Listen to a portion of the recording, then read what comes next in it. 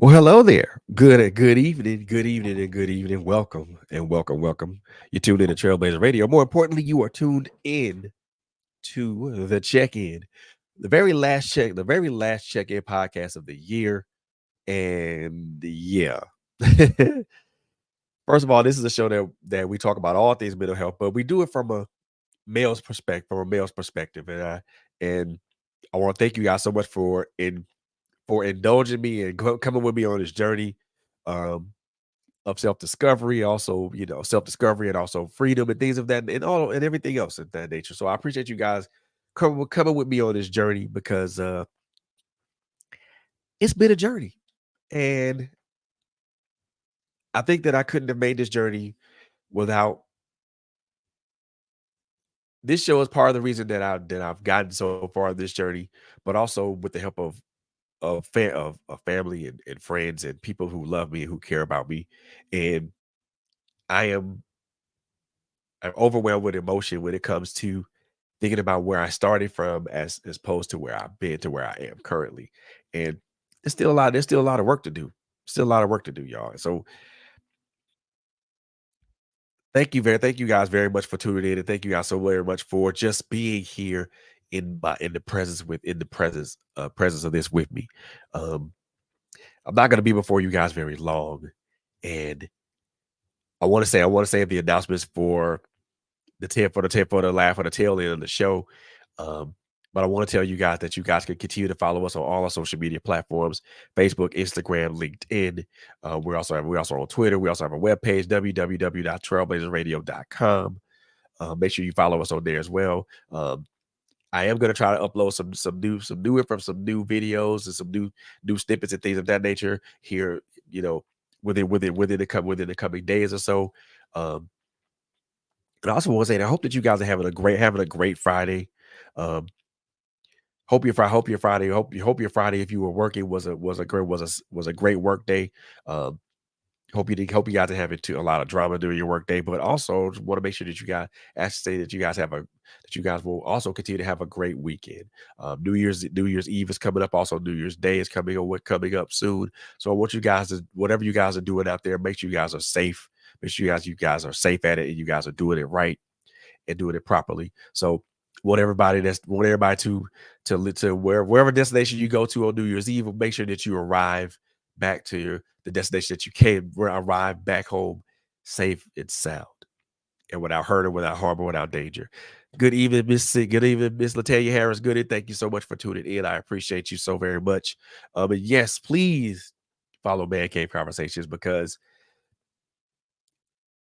there's going to be a lot of things going down in 2024. I'm going to hold that close to the breast because I don't want to kind of spoil it for everybody. However, like I said before, I don't want to prolong the time and things of that nature. So I want to get right to this, man. So if you guys did not watch um Distorted Manhood Part One, that's on YouTube. Um, And I don't think I named it Distorted Manhood Part 1. I think I named it something else. But so this is still talking about the same thing. Distorted Manhood. This is just part 2 of it. And there's a couple of important things that I want to touch on when we talk about this. I know that in the first one we talked about a lot of the socio-political um malfactors that affect us as men, especially that affect us as black men. Um Not gonna really go into too much detail with that, but just to kind of remind everybody about these socio-political malfactors, the simple fact that we as black men are always looked at as targets, we're always looked at as threats, we're always looked at as individuals who are up to no good, savages, or whatever you want to call it. Those are a lot of the social political malfactors. And I also mentioned the other malfactors that affect us as black men. Number one, being the simple fact that the lack of fathers and the lack of fathers in our homes in homes today. the one of the things that I one of the things that I stress that I want to try that I do say or try to talk about, even though and I've spoken into my own experience as a father or lack thereof. Gentlemen, it's time that we insert ourselves back in the homes of these kids or at least back in the lives of our children. Because our children, whether they're male or female, whether they're sons or daughters, they need us. Both sons and daughters need guidance. They need that stable platform to be able be able to be in that place. And yes, sis. Yes. Unfortunately, black men don't don't view black men in high regard because of their absence at home. And yes, that is true. That is a ongoing narrative that is continuing to happen. But one of the things that I say about narratives can either be that you can either change a narrative or you could read or you could write a new narrative. It takes too much time. It takes too much time to change a narrative. And I'm not saying that narrative can't be changed because it can be over the course of time.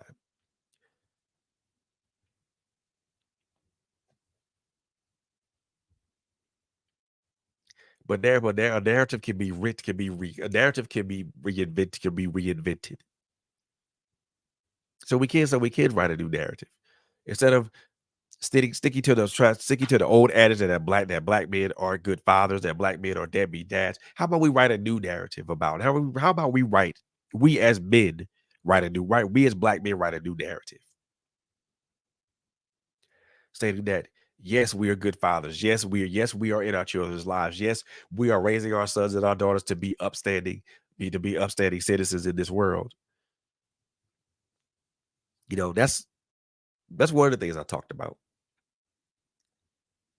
Yeah, a lot did yes, some a lot of us as black men are trying to be in our children's lives. However, like my sis, like my sis LHG so eloquently put it, some of these women, some, not all, some are more concerned about the adult relationship. And I'm gonna address this to some of the women that do this.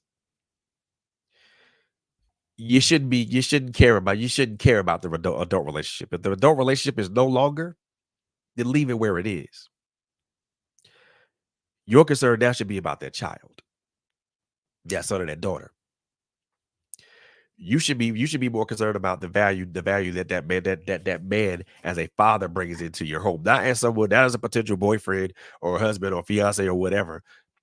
You should look at the value that man brings into that home. And yes, of course, the adult relationship requires you guys to cooperate, requires you guys to be cooperate as co-parents. It is a much easier. It would be a much easier thing to be co-parents than it would be to try to. And this is not to say that that those type of relationships don't work because they do. However, if you guys are in a relationship and you have kids or several kids and the relationship fails or falls, you still both of you guys still have a responsibility or to the children. Just because you're just be, and again, this is addressed to the women, and I'm not trying to make this women centric because it's not.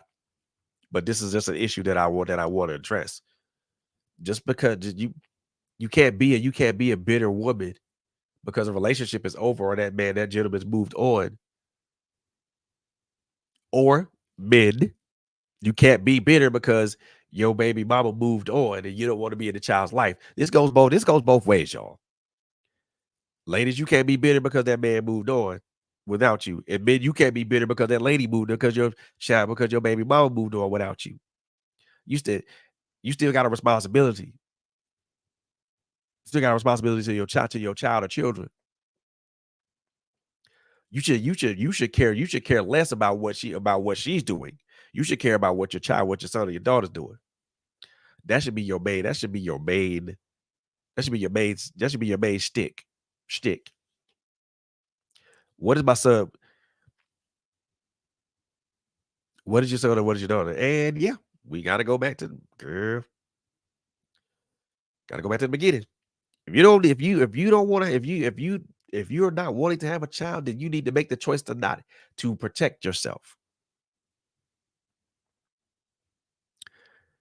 If you don't want a child, then you should take every precaution to protect yourself and also protect the person that you're having sex with too. This goes both ways, men and women.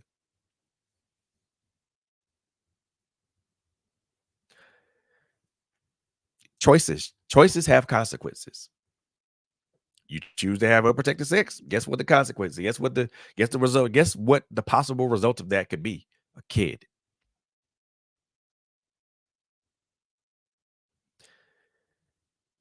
If you don't want to have a child, if you're not ready to have a child, then you need to protect yourself. And you also need to tell that to the partner, tell that to your partner. If your partner says that she that if your partner says that he or she does not want kids, then you should respect that decision and do what's necessary to protect not only yourself but that person. You owe it to yourself and that person to protect yourself. To think with this instead of the other thing. Think with this hand and not the one that's in between your legs.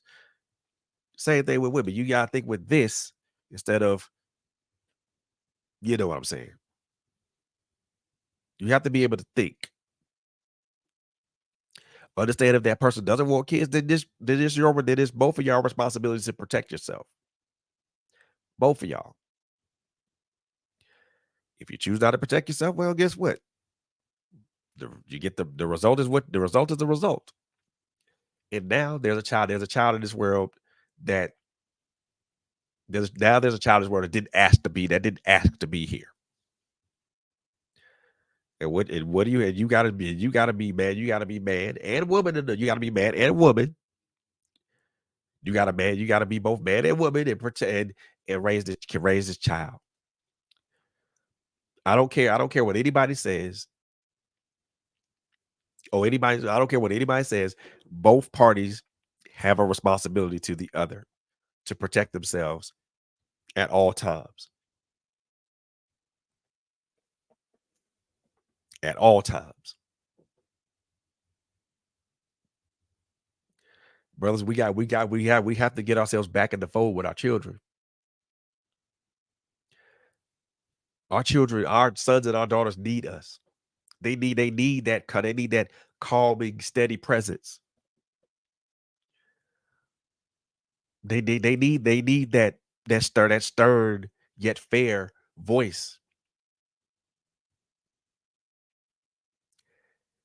If we don't get back, if we don't get back, and I say that, and I'm not speaking just for every brother that's under the sound of my voice. I'm saying this, I'm saying this to me as well. This goes for me too. We gotta start back being fathers that are being the fathers in our children's lives. Look, and I agree with you. I agree with you, sis.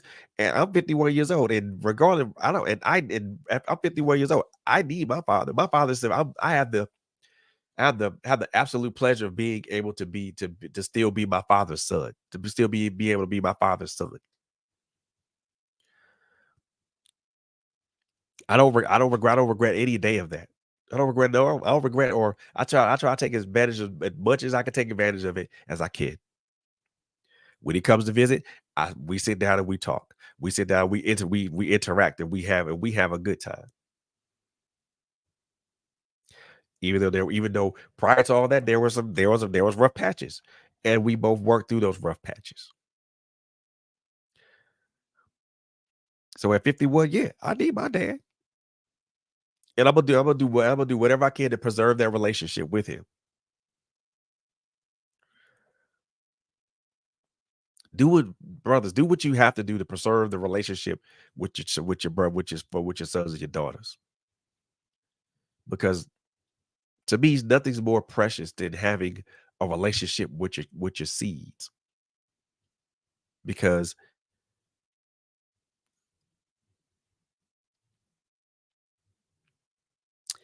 second chances as a father are very hard to come by. I know this because I experienced it. I got a second chance with my daughter, and I'm very appreciative of that.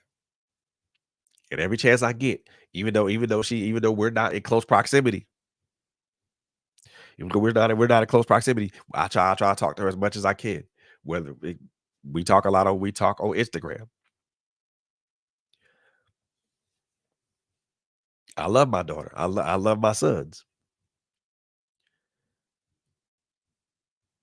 If I had a chance to rectify the mistakes of my past as a father to them, to all of them, I would. But I can't because it's in the past. So what so what I do now, what I do now is try to make up for lost time, but meet my kid. I try my best to meet my children where they are. Even though I have communication with my daughter, and I don't have a lot of communication with my two boys. I do my best. And sometimes that's all you can that's all one can ask for.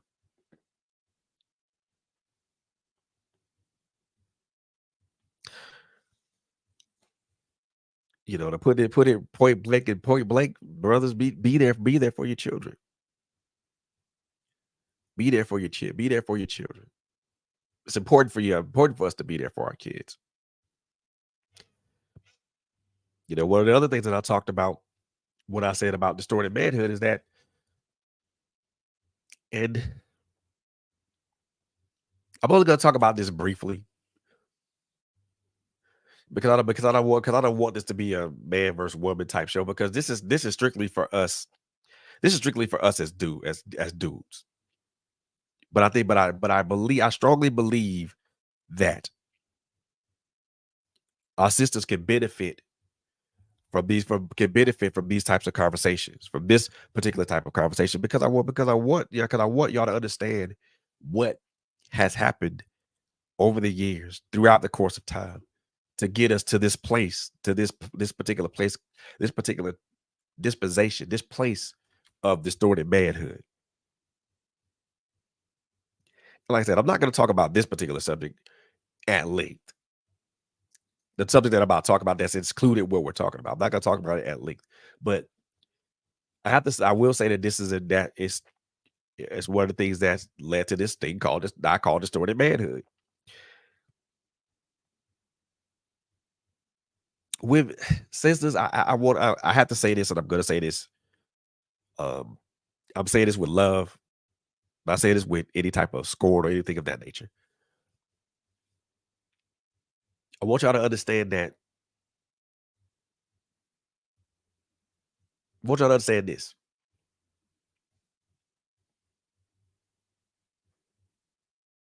Y'all haven't lived life for the majority of however much time you've been on this planet. You've lived your life as a woman.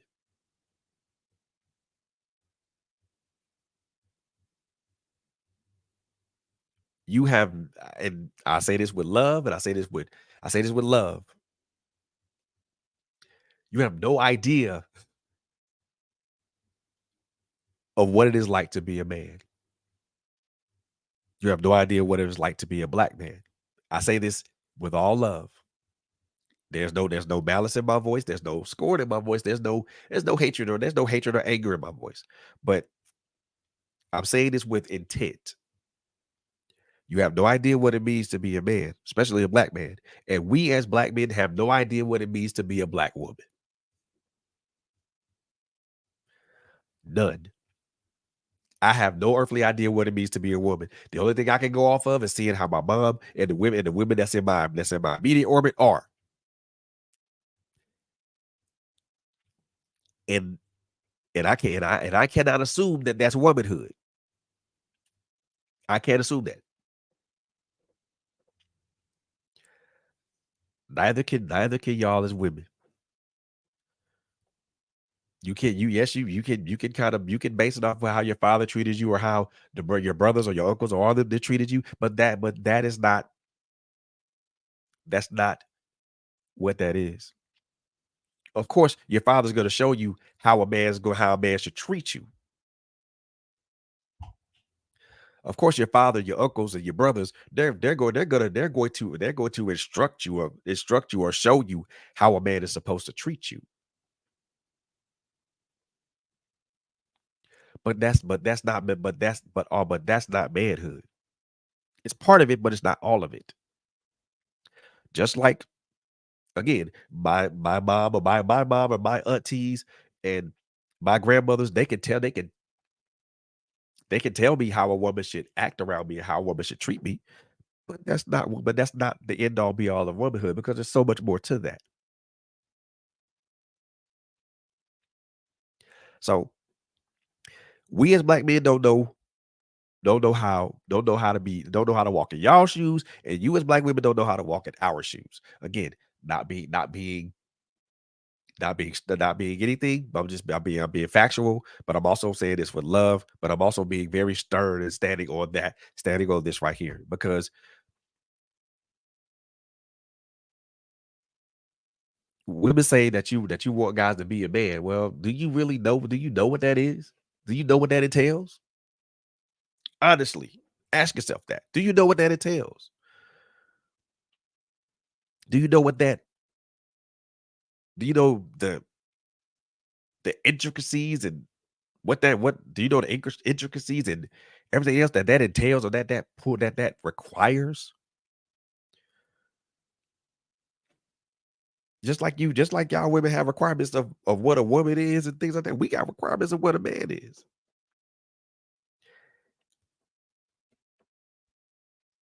And of course, again, y'all, of course, again, we've been taught by mothers and fathers. Our fathers have shown us have shown us manhood, or at least a part of it, which leads to my next point.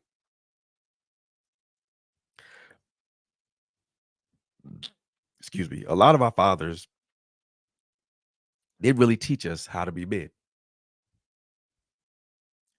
They just taught us that this is your responsibility. This is what you have to deal with. This is what you have to do as a man, and this is what you need to do, and this is how you conduct yourself as a man.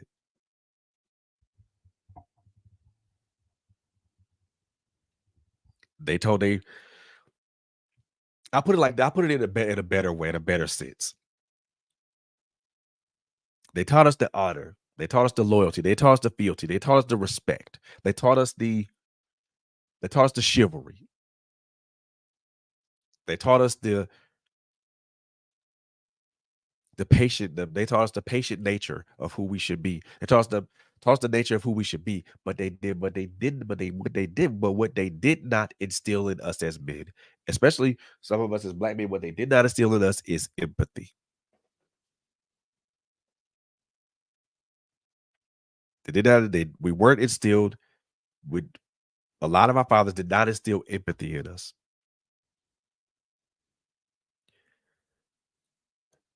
A lot of our fathers didn't instill sensitivity in us.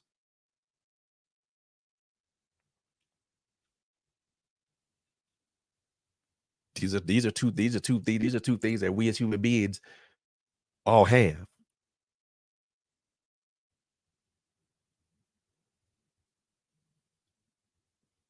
We weren't taught empathy. We were taught to be this hard individual to where we don't show emotions. We don't do this and we don't do that. And that is damaging to us as men. And this leads to the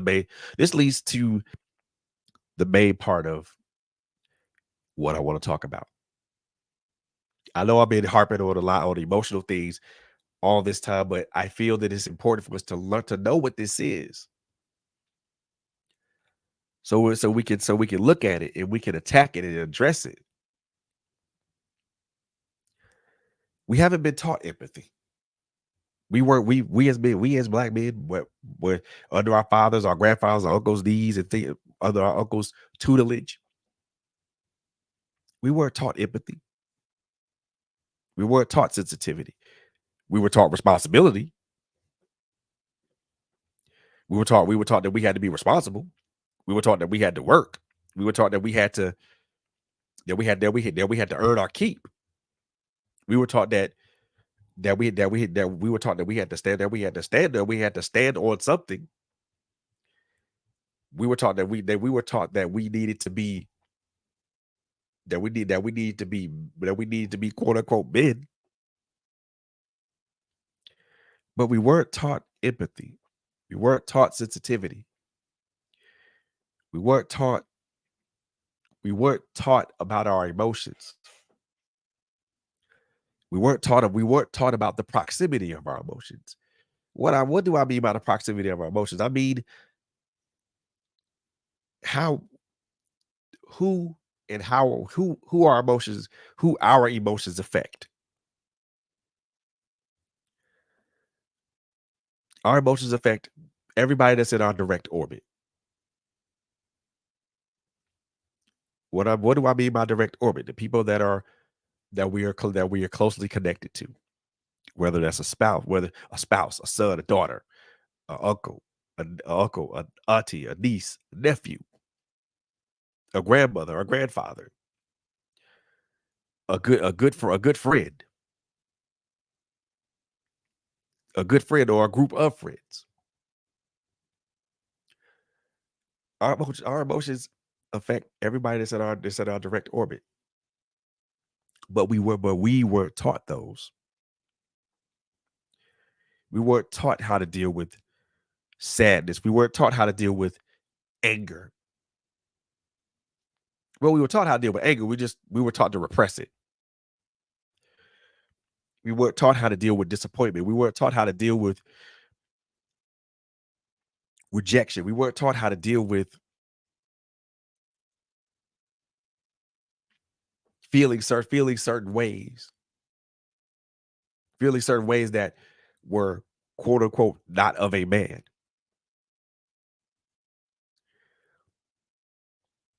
We weren't taught these things,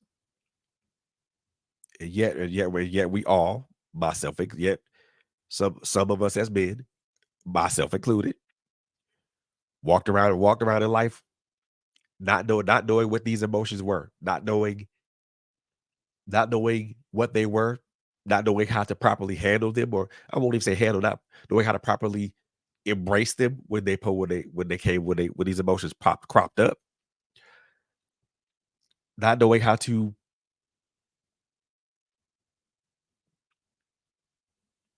be okay with those emotions when when we deal with when we are faced with them.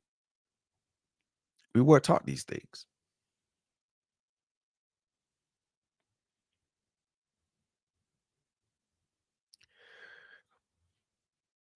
People yet men and women wonder, yet our sisters wonder why we remove ourselves from this plane of existence at a higher rate. That could be one reason because because the pressure of a man's shoulders is so on a black man's shoulders so great. And this is not to take away from what you guys and sisters do for us or what you guys go through, but the pressure on us is so great that sometimes that I won't say sometimes, but most of the time we have to put on an air of stoicism to hide the fact that we are falling, that we are broken and we are falling apart at the seams.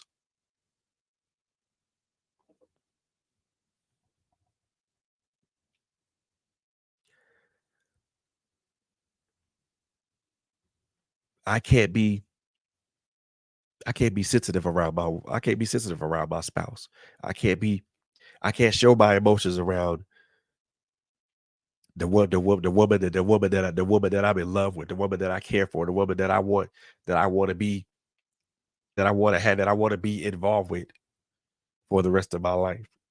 I can't be and I'm not saying this is a true thing. I'm saying this to be I'm saying this to put this out here. We can't be sensitive in front of our our spouses, our significant others. We can't be sensitive around our brothers or our sons or our uncles and our uncles and grandfathers or fathers. We can't let our emotions go in front of other dudes or in front of our girl because we gonna be looked at because we gonna be looked at funny.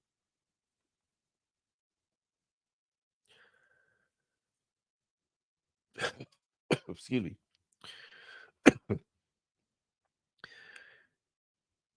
Men and women, the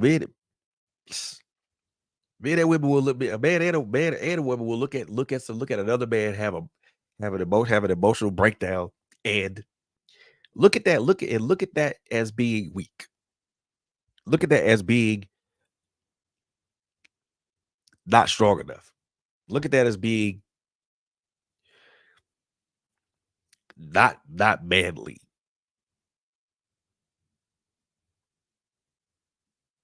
Who the hell told you how dare you?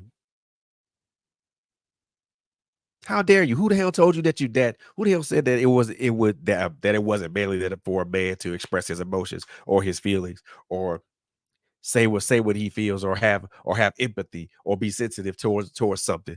Who said that even that was something that a man could do? If someone said that, if someone said that, I want to know about it. Because for the longest of times, a lot of us as men, myself included, live that particular fallacy. And I'm saying it's a fallacy because it's it is I'm gonna call it destructive stoicism.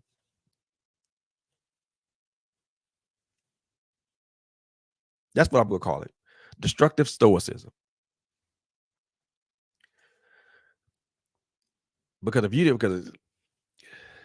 if you can't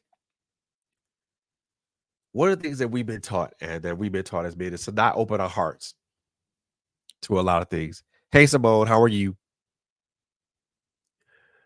One of the things that we've been taught as men is to not open our hearts to a lot of things, or maybe to harden our hearts to a lot of things.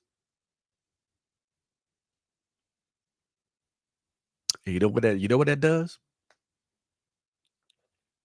That closes you off.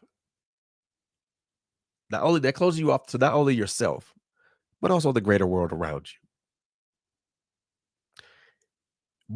It closes you off more to yourself than it does than anything.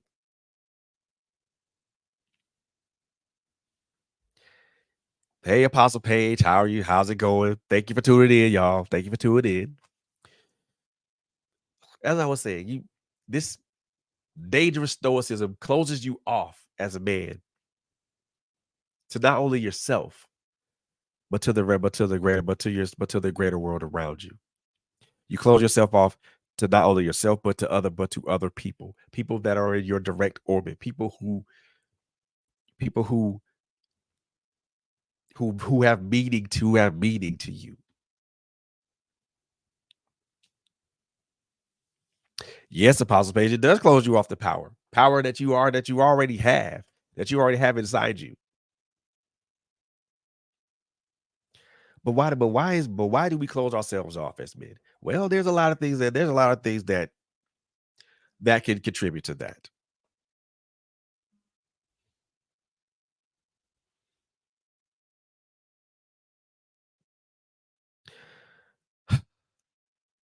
There's a lot of things that I can say that contribute to that.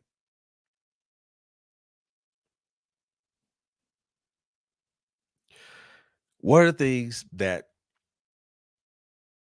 one of the things that closes us why we're closed off, that's because of the things that we've endured.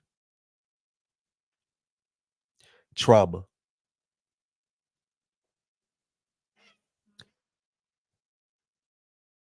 disappointment, abuse, abandonment,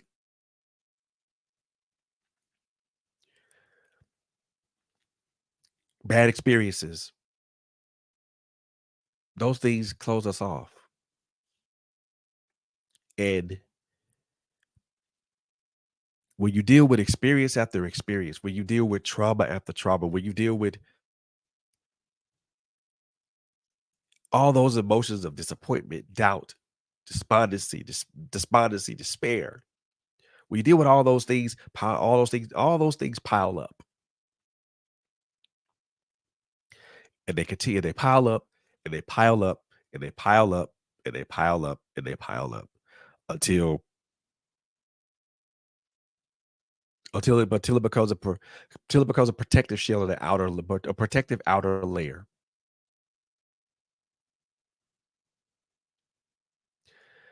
That protective outer layer is the shell of who you are. No one knows the real you because you keep people close because you close people off to you. No one knows who we are really because we close ourselves up because we as men close ourselves off to that because we don't want people to know, we don't want people to get too deep or get too close to us because once we feel that someone's going to get too close to us, they may see us or they may see through us.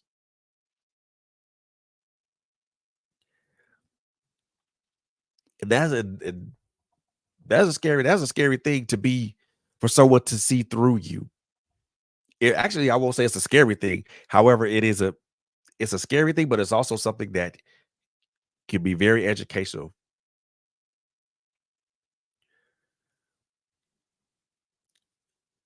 We don't I don't want you to see who I really am because of all this hurt, all this pain, all this despondency, all this desperation, all this disappointment and the time and all this abandonment and abuse and all these things that I've dealt with in my life.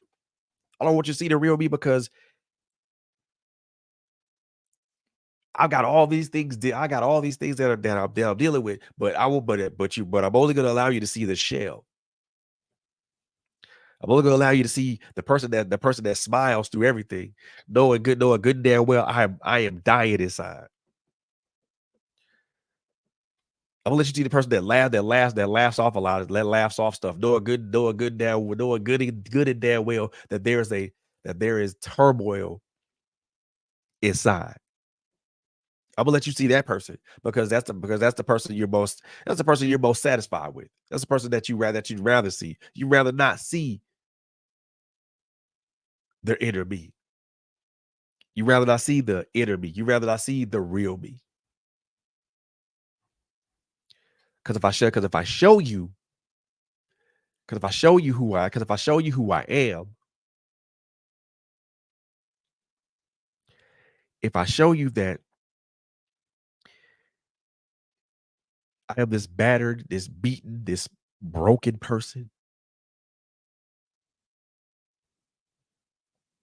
you laugh at me. You'd write me off. You'd say that I was weak. You say that I wouldn't deserve anything.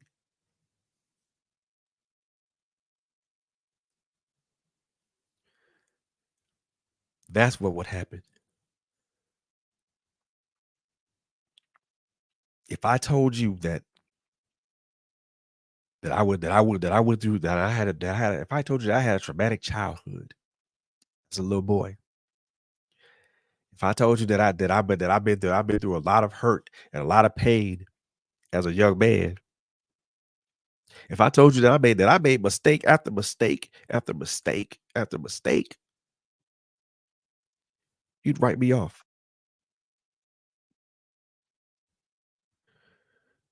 You'd write me directly off.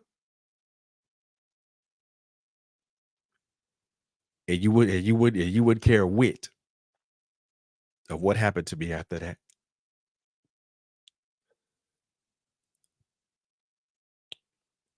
And that's disingenuous, that's contemptuous, it's downright disrespectful. Because there will be because there's no way in hell, there's no way in hell that I would do that to you. I would respect your feelings. I would respect what you feel. I would respect how you feel. I would try to listen to you if you have an issue. But you can't give me, you can't give me 10 minutes of your time just to listen to what I'm saying, just to for me to kind of at least vent,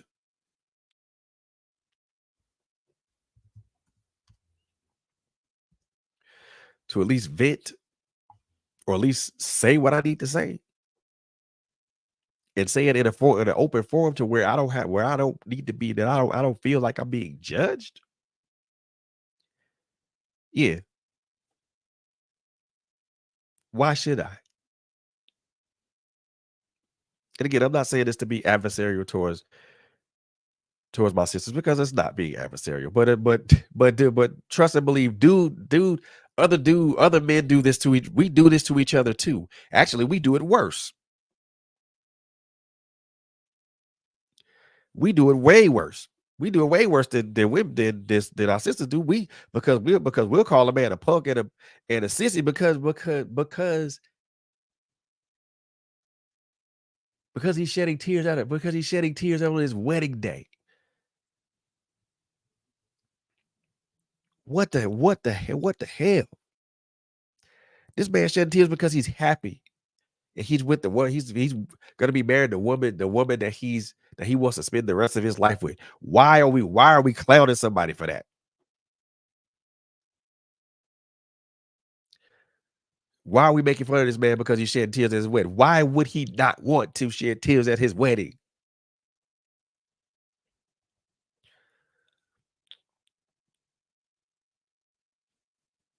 Better yet, why would this man not want to shed tears? Why would any man not want to shed tears when they see their child for the first time? Riddle me that. This is one of the most, to me, having a child, having a, you know, a woman bringing your child into this world, it's probably one of the most emotionally charged things that I feel that you could ever experience.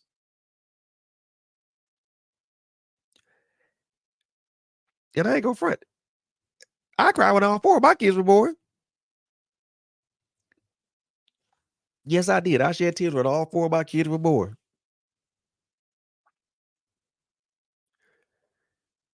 Because it's a God given moment. It's a God given moment that you only get to experience once, one time.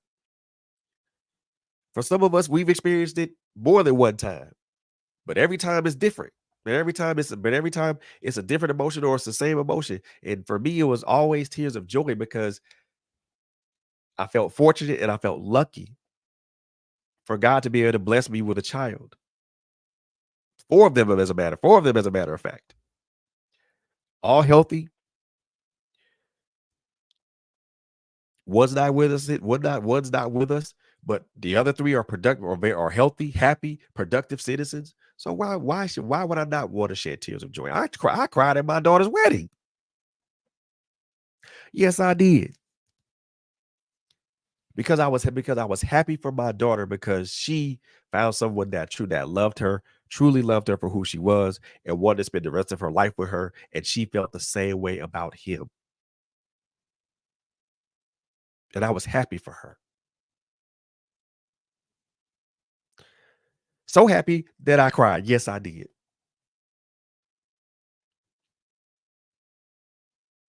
I cried and I hugged her tight. Because as a father, that's because for me as a father and as a man, that's a proud moment for me to see your daughter married, to see your child. Matter of fact, I'm not saying just to see my daughter, but to see your child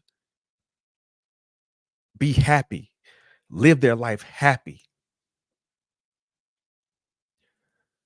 live their life to their fullest potential, live and be happy, and then still be able to have a community, still be able to communicate with you. Those things should bring us as men joy.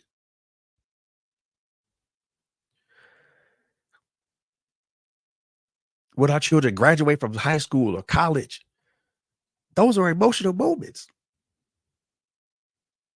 Those moments should should make you feel proud as a father, but also make you feel like you find that you are kind that you as a father, you help this child navigate her life up to this point. And as a father, you're still going to help their child navigate their life, but you help them navigate it up to this point. And now it's time. Now they're going to navigate it by themselves, but they're not truly going to. But they're truly not going to be by themselves. But yet, the society that we live in, that includes men and women, clown that because the simple fact of it is, a man ain't supposed to cry. A man ain't supposed to have emotions. A man ain't supposed to sit there and be sad all the time or be sad about this, that, and the third. And that is a lie. That is a lie.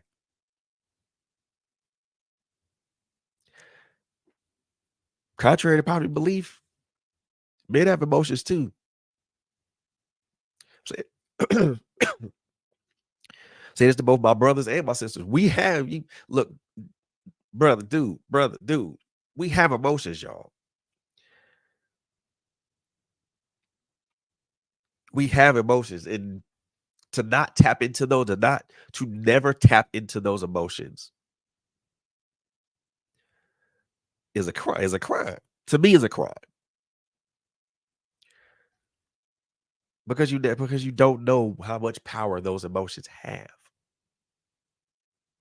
But again, we live we bury our emotions between mounds and layers of trauma and hurt and pain and insecurities and unsureties and all those things to where people only see the shell.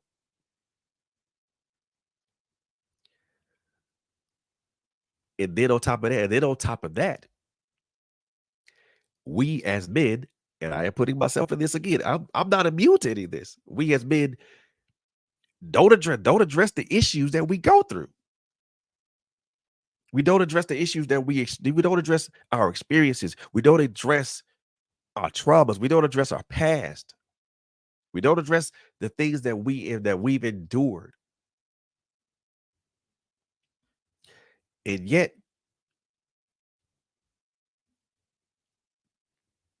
we persist. And contrary to popular belief, y'all, there is a little boy and a little girl that dwells in all of us as men and women. You may not believe that, but yes, there is. There's a little boy, a little girl that dwells in all of us. And I'm speaking this directly to my brothers. That little boy that's been dwelling inside, and that dwells within you, that dwell that has permanent, that has not temporary residence, but permanent residence within you. That little boy's not a temporary event. That little boy ain't a temporary tenant. That little boy is a permanent tenant. That little boy has went through everything. That little boy has experienced everything that you've experienced in your life. The hurt, the pain, the trauma, the disappointment, the disillusionment, the despondency, the desperation, the constant battles within.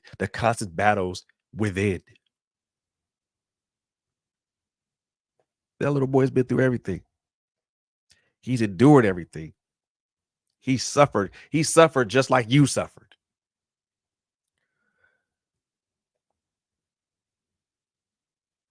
And yet, the scars are visible. The scars and wounds are visible on him, not you.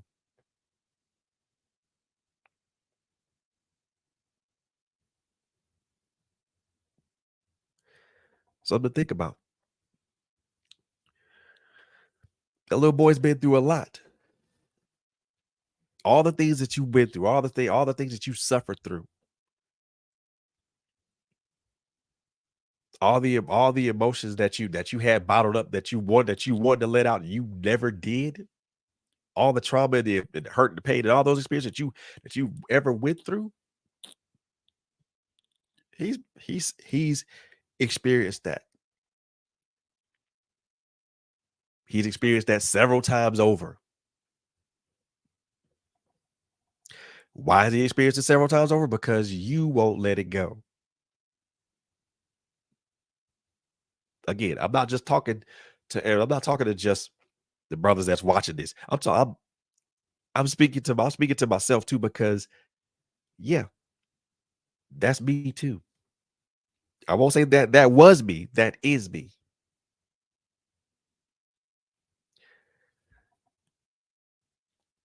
That little boy is subjected to everything that you've been through. He's been subjected to it several times over. Why? Because you won't address it. Because we won't address it. That little boy has tear stains, cuts, bruises, of varying degrees of healing. There might be some fresh wounds on him as well. Scars from stuff that happened a long time ago.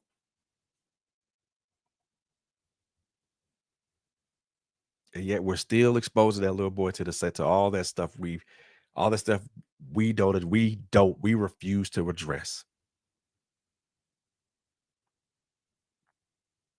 There's a lot of it. There's a lot of things that we have been through that we don't address.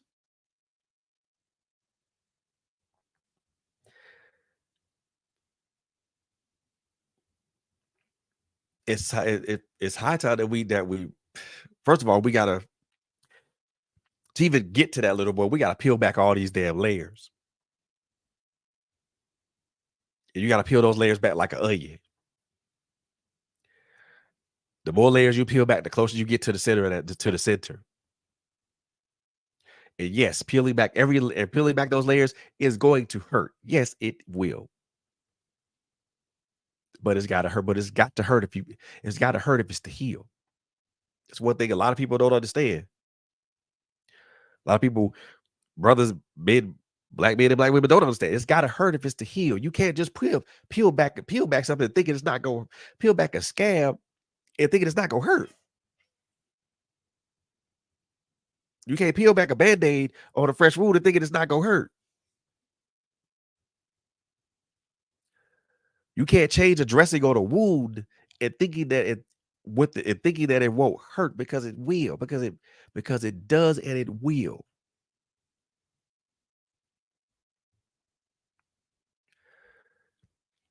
And trying to peel it back fast don't doesn't make it hurt any less. So stop trying to think you go peel it back fast and it's gonna hurt less. Actually, it's gonna hurt more.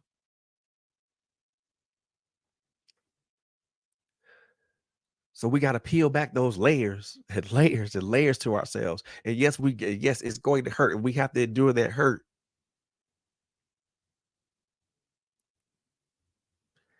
Because if we don't endure that hurt, how are we ever going to get to the part? How are we ever going to get to healing? Every layer we peel back, and every layer we peel back, we heal. Peel back another layer, heal. Peel back another layer, heal. You keep peeling back layers, and you keep healing until you get to that little boy that's standing right in front of you.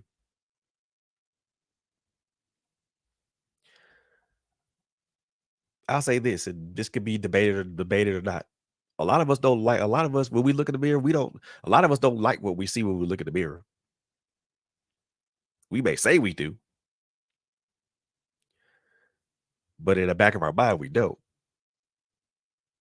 Because we know when we look deep into our eyes, we can look into our own soul and say that and we know that that's not true.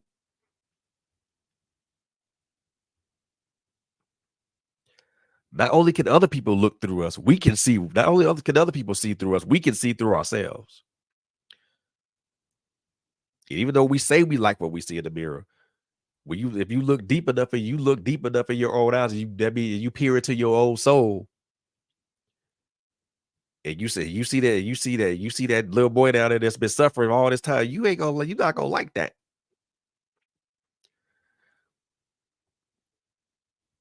When people are confronted with their true selves, or be that little boy, that little girl, a lot of us run away screaming because we don't know. We know because first of all, and I can speak for myself. My first question was how the hell did it get this far to the point that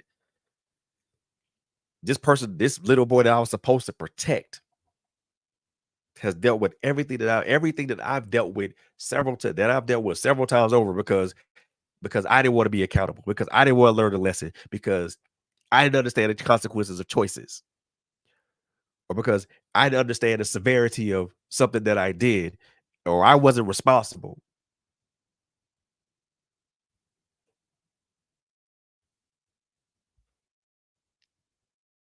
We get to that point and we look at this person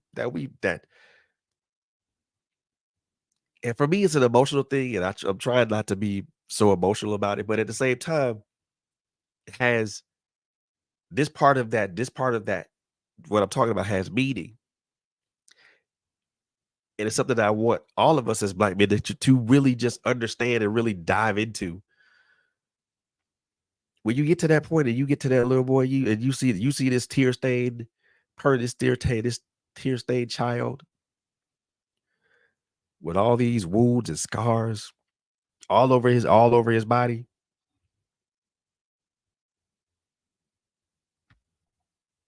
First thought is you want to protect. You had a chance to do that a while back. You had a chance to do that a while back. And I'm not saying this to be mean or anything of that nature, because I said it to myself when I saw the little boy that dwelled inside of me. For my first thought process was to protect. Nah, brother, you had a chance to do that a while back. And I'm not saying it is too late for that, but you had a chance to do that a while back.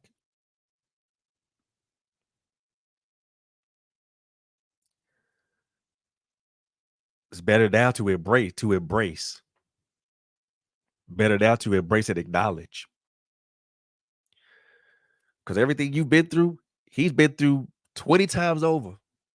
He's experienced it 20 times over. Even though you experienced it one time, that little boy's experienced it 20. But the other boy experienced it somewhere between 20 to 100 times. Because each one of those things brings out the same type of emotional response, or the same type of things that we as men bury inside of us. We bury our hurt. We bury our disappointment. We bury our pain.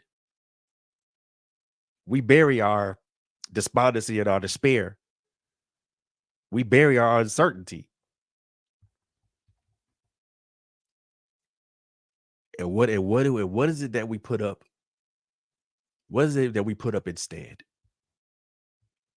A wall of stoicism, a wall, a build, a building of indifference. Because in the thought process, I'd rather be stoic and indifferent than address or deal with what I'm feeling with, dealing. Rather be indifferent or stoic than address what I'm dealing with, or to the very least acknowledge what I'm dealing with.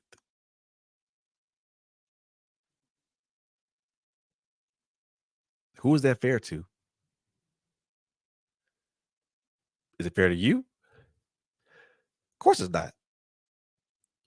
Is it fair to people that's in your direct orbit? Yeah, it is unfair. It's more unfair to you than it is to them. Why? Because it it halves you. It splits you down. It splits you right down the middle because on one end you're burying all these emotions. You're burying all this hurt, this pain, all that stuff. But now in the place of it, you build up this wall.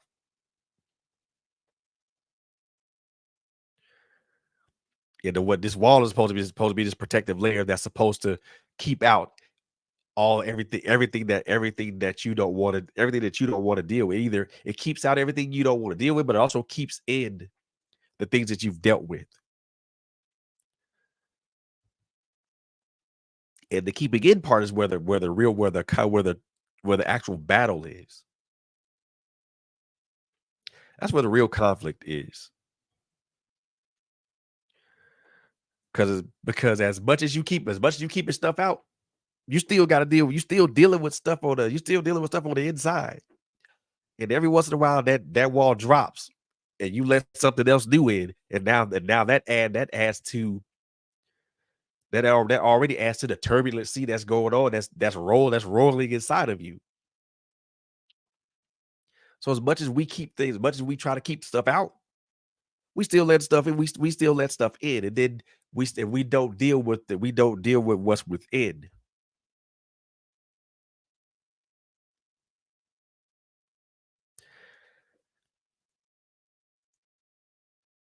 The hardest battles, and a lot of people will either agree with me or disagree with me with this. The hardest battles to fight are the battles that are within self, that are within you. Those are the toughest battles to fight. Battles that are outside of you, of course. Oh yeah, you can. Those are easily dealt with. Those are easily managed or conquered, or however you want to put it, whichever way, whichever vernacular you want to put it. But the hardest battle is the battle within self. Wanna know why? Because the battle within self is fought on several different fronts. And you have no idea which battlefront you're supposed to go to. So you go to all of them. You go to every last front that you know exists, and you spread yourself thin. And before you know it, you're overwhelmed and you're overrun.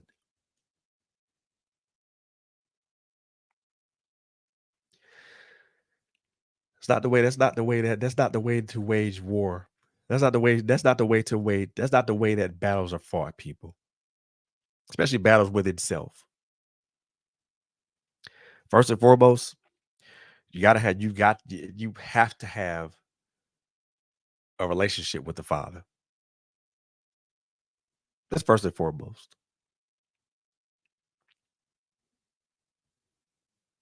Secondly, you have to be able to forgive yourself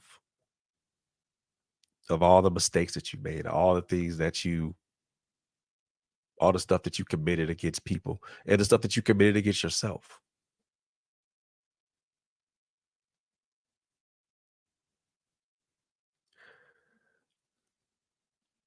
Wars are fought on different theaters of conflict. True, but battles are fought on one field. Battles are fought on one field. You can't win a war if you don't win a battle.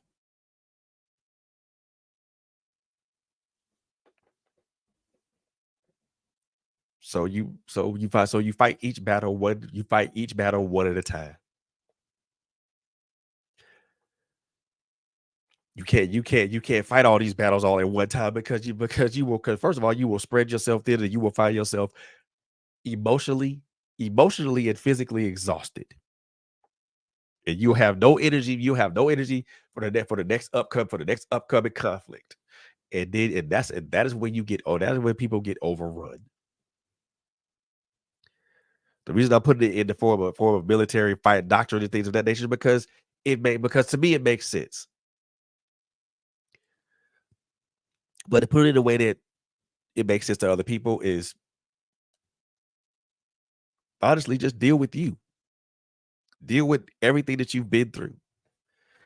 Deal with Address that trauma, address that hurt, address that pain, address that despondency, address that despair, address that uncertainty.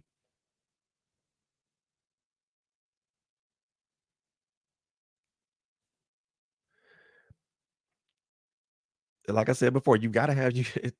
It is imperative that we have a an ongoing relationship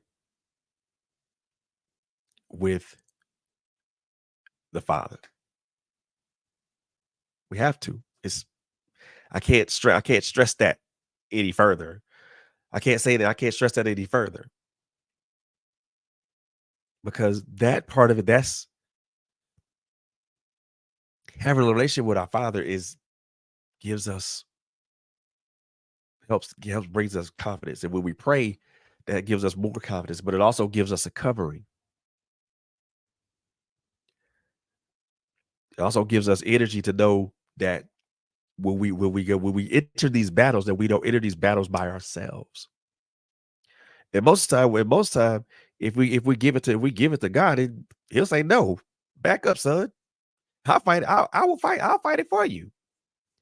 Back up, son. I got it. Don't worry about it. You just sit right here and rest your bones. I got you." And lo and behold, the battle's won, and there's your victory.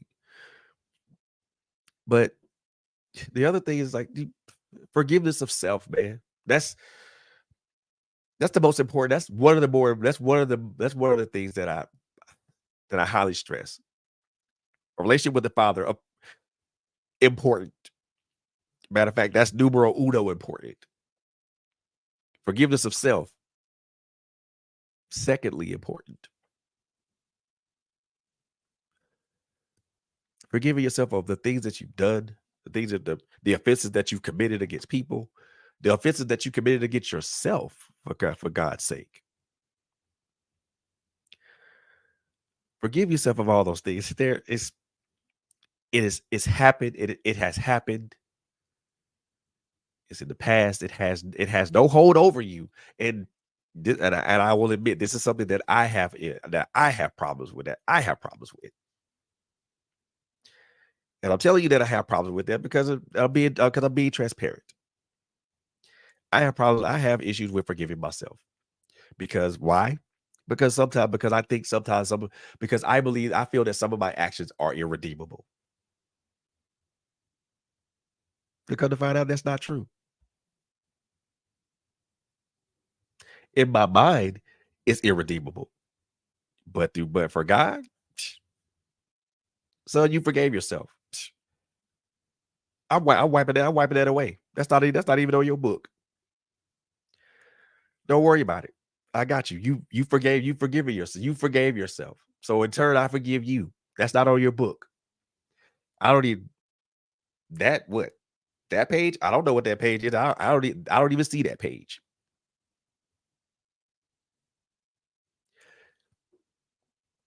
So it's important to forgive yourself. Why? Because the more you owe it to yourself. Because who wants to, what guy wants to walk around with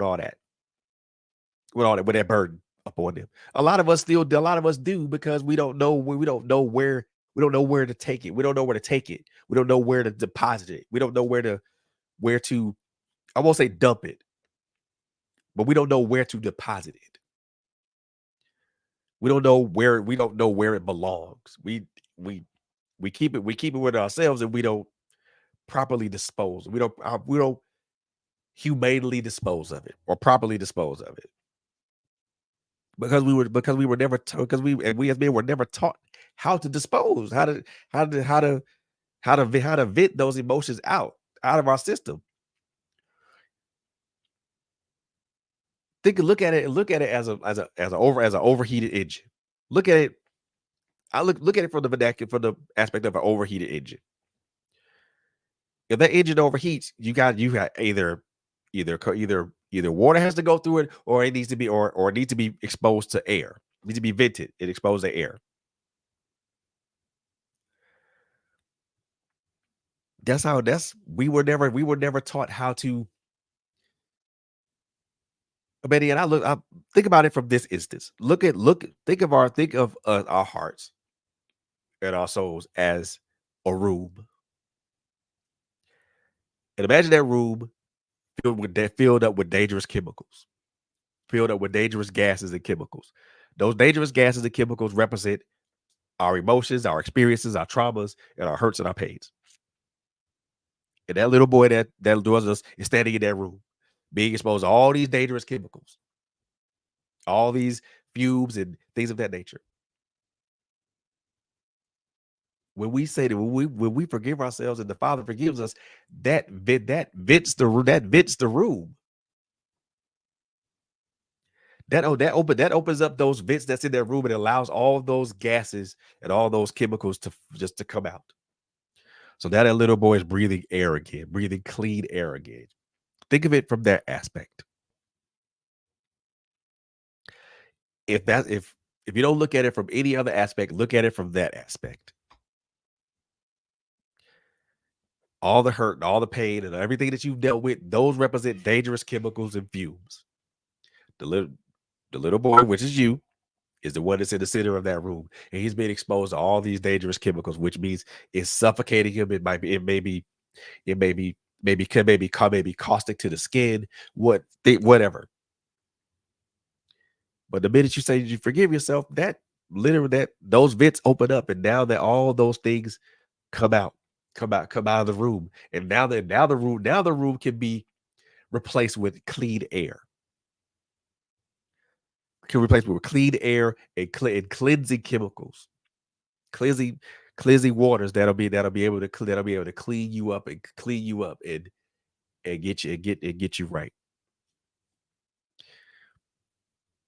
The other thing is forgiveness of others.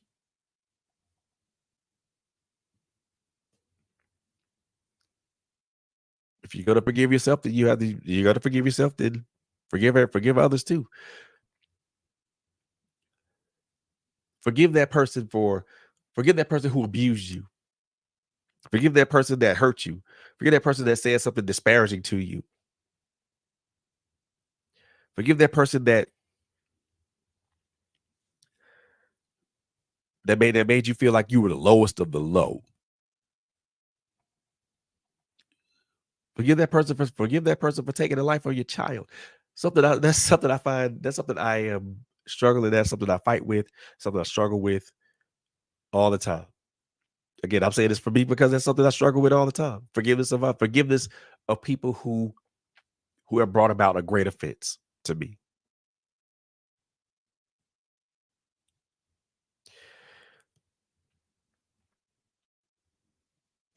I had some there are times where people have brought about a great offense to me, and I've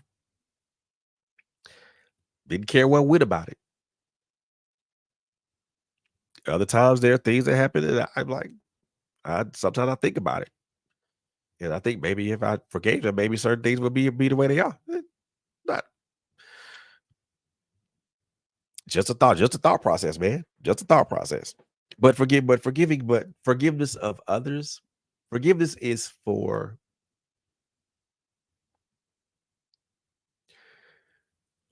forgiveness is for the transgressed, not the transgressor.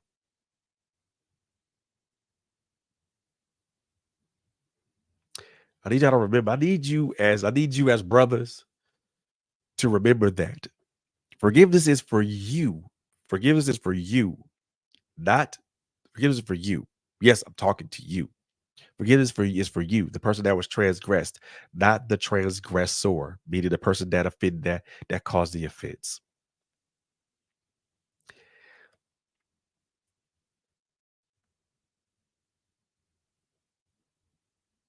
And you have to be okay with people saying that they can't. They you have to first of all you got to be you.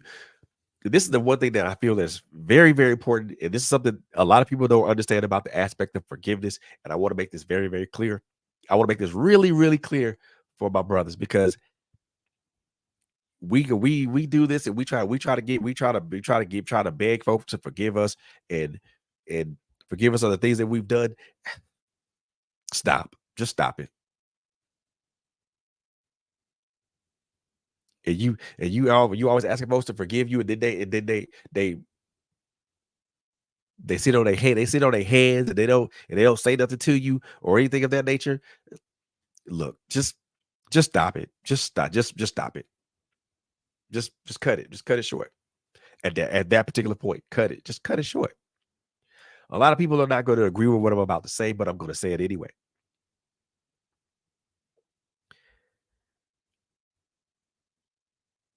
If you ask that person for forgiveness and they choose not to forgive you, or they never tell you anything of that, they never tell you that they forgive you, or they don't answer you or tell you anything, be cool with that. Be all right with that. Be okay with that. If it's cool if you ask somebody for forgiveness and they don't forgive you. It's cool. It's it is totally cool. Why are you begging somebody for forgiveness, and when you should be you should only ask them for forgiveness one time. Forgiveness is a one-time thing.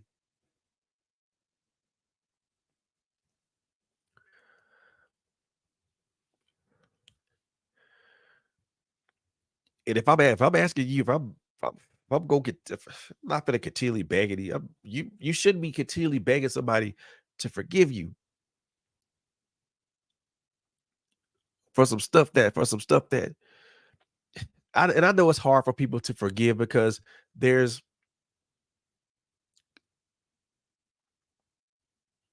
let me choose. I'm gonna choose my words very carefully here. I'm gonna choose my words very carefully here because what I don't want is people misconstruing what I'm about to say. I want people to understand what I'm about to say, but I want people to understand very clearly what I'm about to say. Forgiveness on both ends, whether giving it or accepting it, is a hard deal on both sides. It takes courage for someone to walk. It takes courage for someone to walk to you and ask and tell you that they did wrong to you, and they're asking you for your forgiveness. It takes courage for a person to look into their heart and say that I forgive you. Both of those things take courage. Both of those things take presence of mind. Both of those things also require a change of heart.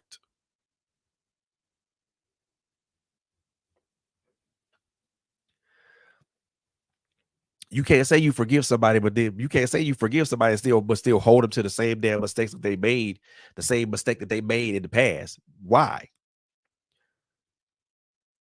Then you said that you forgave them, forgiving them wasn't sincere. And you can't ask anybody to forgive you for something that you did, and then you still re- then you but yet you still repeat the same cycle. So yet you still repeat the same thing. That means your ass didn't learn. That means your ass didn't learn the lesson.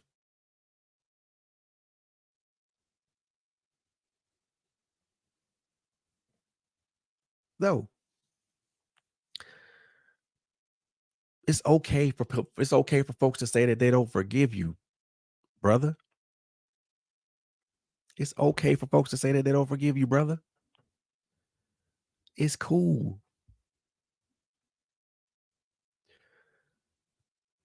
You don't have to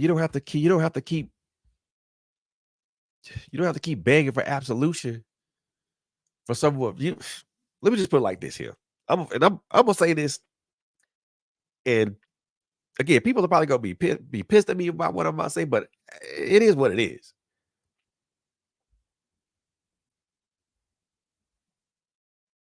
No, I'm not for the beg, not for the beg. You shouldn't beg. I won't say you shouldn't. You shouldn't beg someone for forgiveness for something that God's already forgiving you for.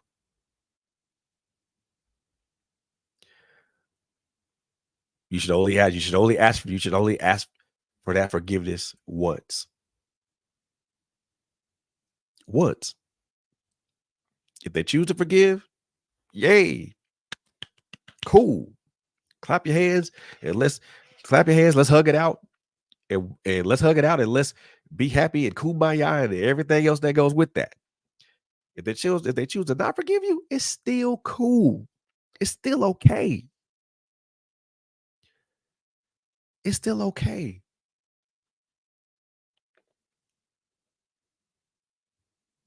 Me as a man, me as being a man, I beat myself up about that all the time. I do. I honestly do. I've beaten myself up about that. Just to ask somebody to forgive me and then they choose they don't answer or they choose not to forgive me. And now I'm left in this crazy ass, this weird ass space or this crazy loop and thinking that I gotta keep asking them and begging them for forgiveness. And what? No. Matter of fact, hell no. I'm only gonna ask you for forgiveness once. Whether you choose to forgive me or not is completely up to you. I'm gonna say that one more time. I'm gonna ask you for your forgiveness. When I ask you for forgiveness, I'm gonna be very sincere. I'm gonna be very contrite. I'm gonna be very apologetic and be asking you for forgiveness. Whether you choose to forgive me or not, whether you choose to forgive me or not, that's completely on you. Because at that particular point in time, my responsibility to the situation has been released. My responsibility to the situation has been released. Now, if me asking you for forgiveness requires an explanation for me to, for requires an explanation prior to the forgiveness, then cool, I'll do that. Not an issue. Not an issue with me. I'll do it. I don't have a problem with that. But after I explain it, and then I ask you for forgiveness, and you choose whether you choose to or whether you choose not to. Again, that my friend, that my brother, that my sister is completely upon you because my responsibility to that has ended. I felt bad about it. I thought about it. I thought about it. It hurt. I knew that it hurt you. I knew that I made you feel a way. I know that I put you in some sort of crazy weird space. So I want to come to you. I want to explain it to you. But also I'm going to ask you, can you forgive me? Because in in my deliberation with myself, I've already brought it to God. I've already brought it to the Father. I've already brought that issue to the Father. And I've already asked him to forgive me of that transgression, against you. So I've already asked God to forgive me from it. So God's already forgiven me from it. So like I said, when God forgives you for something, it ain't in your book. It ain't in your book. It's gotta be like, what page? I don't see a page. It's off my books. So prior to me even asking someone for forgiveness, I'm going to God first because I'm gonna say, Father, I know I offended this person. I know I hurt this person. And I know I made this person feel bad. And I feel bad. And I'm hurt. Can you forgive me for can you forgive me for offending this person? Can you forgive me for offending you?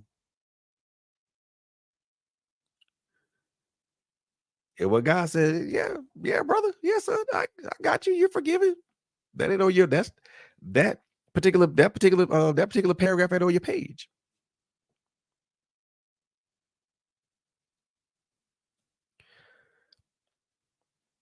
That empowers me now to go ask forgiveness for the person that I offended.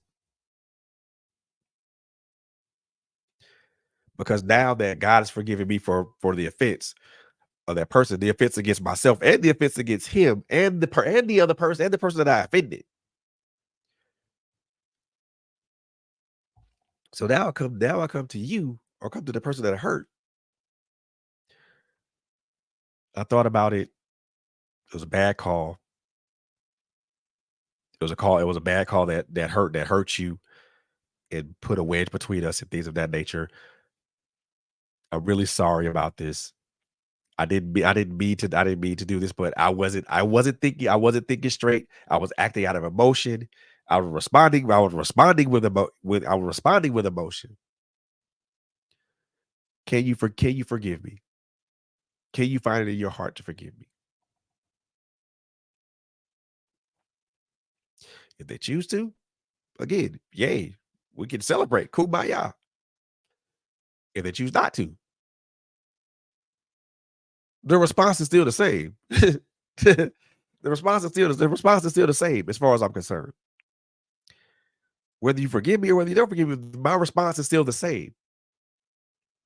I'm not gonna sit here and ask you why you don't forgive me.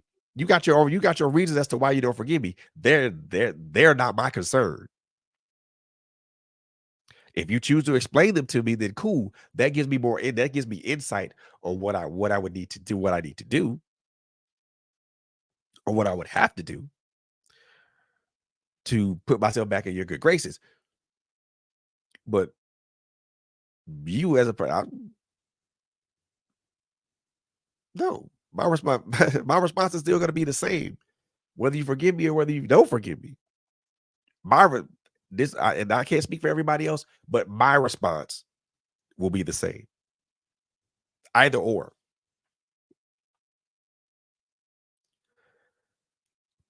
Your reasonings for not forgiving me, as hard as this is gonna sound, and as harsh as this is gonna say, ain't my concern. I did what I needed to do to talk it out, to put that put it in front of you. I've examined it at length, and God's forgiven me for it, and whatnot. If you choose to, it's cool. If you choose not to, it's still cool.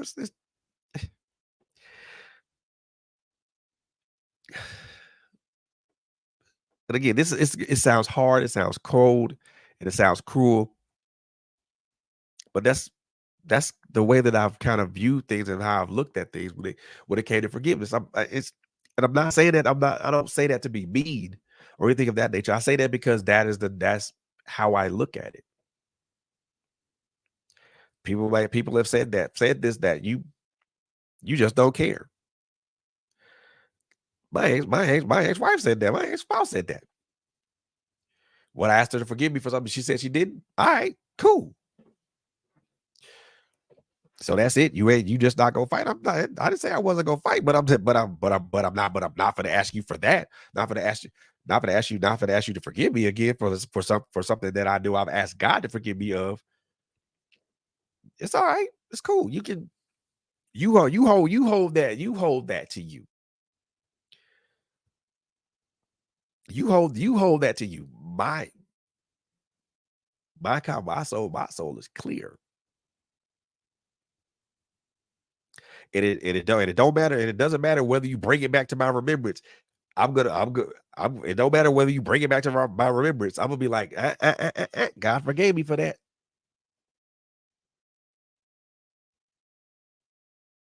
Eh, eh, eh, eh. Can't do that.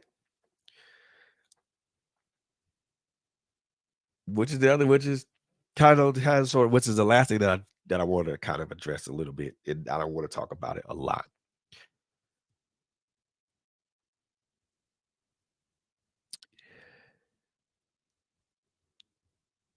Weaponized emotions. Something that brothers and something that black men and black women are guilty as charged of. What do I mean by weaponized emotions? If I tell you something's bothering me, I tell you what I feel. If I tell you something that's really going on with me, and I am entrusted that to you, and then you go back and you bring it and you use that to hurt me, that is weaponized emotions.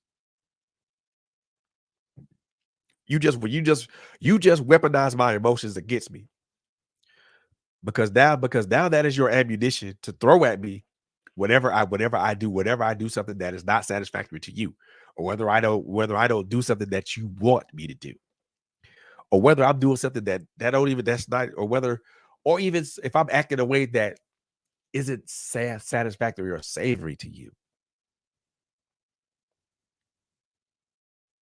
Like I said, this is something that black men and black women are guilty of. So no black woman is immune. No men and women are not immune because we both do the same shit. We both weaponize each other's emotions. We both weaponize each other's emotions against us, against each other, against the other.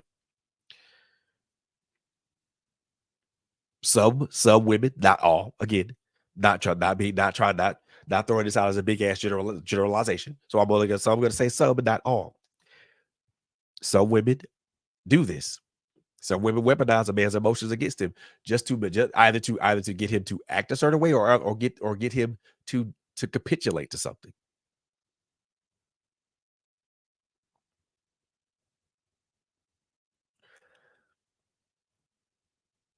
What the question that I want to ask my sisters, my sisters, is this: what do you gain? What do you gain from that? What is the gain for listening to a man speak his heart, and then you weaponize it against him? What is the gain? What do you gain from that?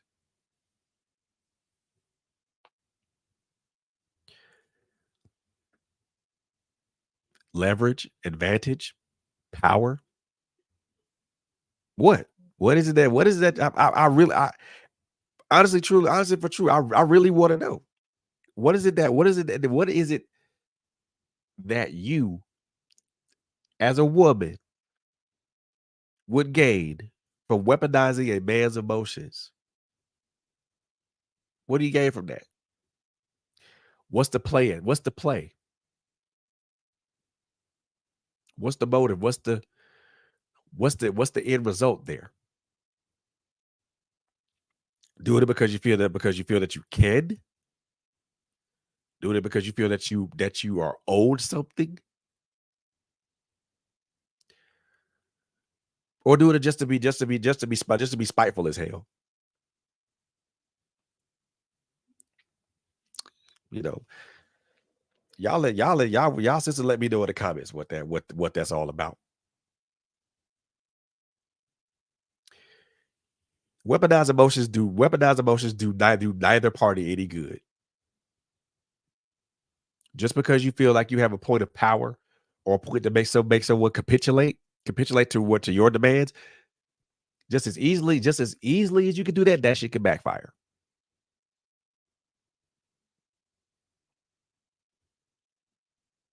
And yes, I said just as easily as you can weaponize a man's emotions to use them against him, that shit can backfire. And it can leave you worse for wear.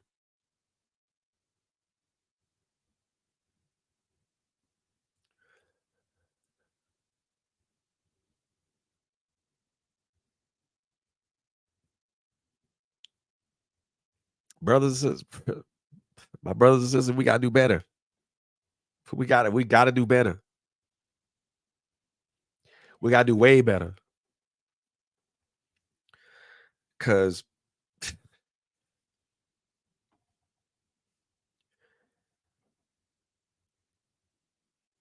I'm being serious. I'm brutally honest with myself now. I'll be damned. I'll be damned if I allow myself to get into a situation to where I crash out. I'll be damned if I put myself in a place to where I look like a damn idiot,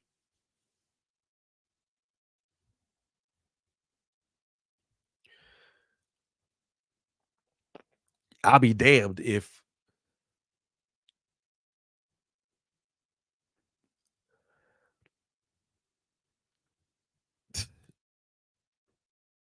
I'll be damned if anybody makes me look like a fool or makes me look like a fool at my own expense.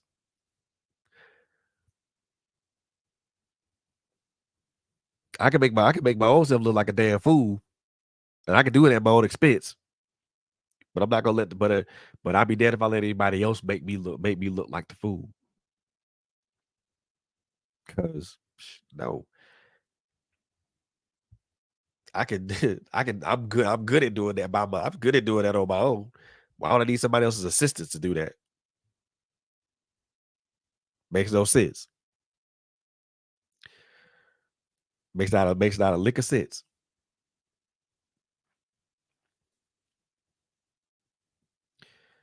So for me to even put myself in a situation to where I gotta crash where I gotta crash out, man, shit.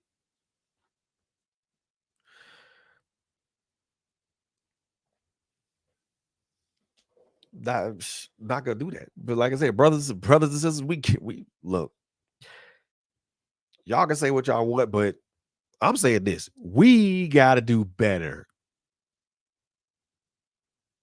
How we deal with each other interpersonally, how we deal with each other, how what would you say how we deal with each other, how we communicate with each other interpersonally, whether it's a friendship, whether it's a business relationship, whether it's a marriage, whether it's a, a serious relationship that can lead to marriage, whether it's a mother child, whether it's a father son, mother son, whatever type of relationship, all of our interpersonal relationships, we got to do better.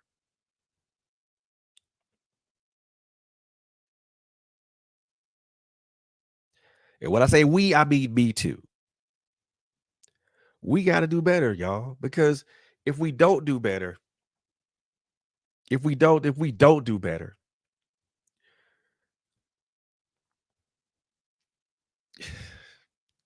there's a generation of young adults, and then there's a generation of young adults that's coming up into this world, and young adults that are behind them, and then there are more young adults behind them that are going to grow up thinking that it's okay to do the things that go on right now. Matter of fact, it's already going down. It's already going down. It's already happening. Our sons and our daughters see how we treat each other, and they think that shit's okay. Somebody's daughter sees how their mom treats their father or treats another man, and think that's okay to treat another man that way. Somebody's son sees their father treat his mom away, or their son sees or another son sees another man treat his mom, or that son sees another man treat his mama a certain way, and he thinks that that's the way a man's supposed to treat a woman. No, no, no, no, no, no, no. It's already happening with our kids, man. It's already going down with our children. A lot of these young adults, a lot of these I won't say a lot of these young adults. Now I'm talking about the under 30 crowd. I'm talking about the under 30 crowd now. A lot of these adults under 30, they think that dysfunctionality is the norm. They think dysfunctional with toxic relationships are the norm, because they see their mother or their father participate in a toxic relationship,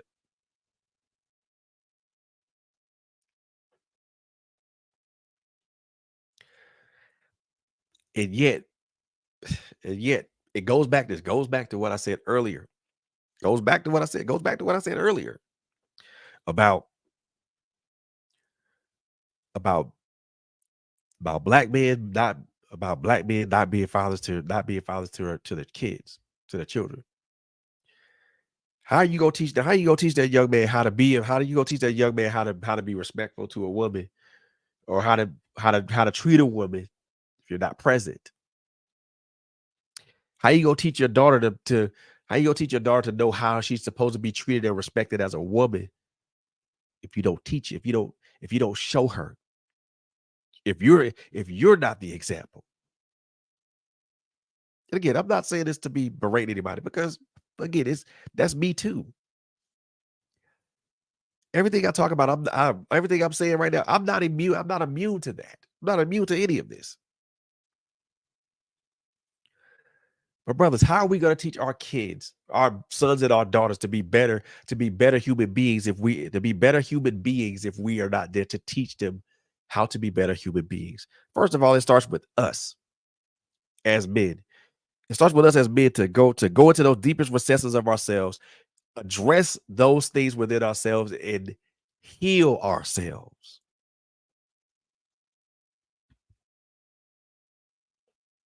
We can't speak healing. We can't speak words of healing to our children if we ain't healed. I can't speak words of healing to my daughter if I'm not healed. I can't speak words of healing to my son if I'm not healed. I can't speak words of healing to nobody if I'm not healed. Or if I'm not at least on the path toward healing. How can I speak to my son? Brothers, how can we speak to our kids about being healed if we ain't that ourselves? We not that ourselves. Wait, how? If we ain't healed, we could teach our kids how to live in dysfunction, how to live in chaos, how to live in toxicity. But if we're not teaching if we're not healed ourselves, we can never teach our children how to heal.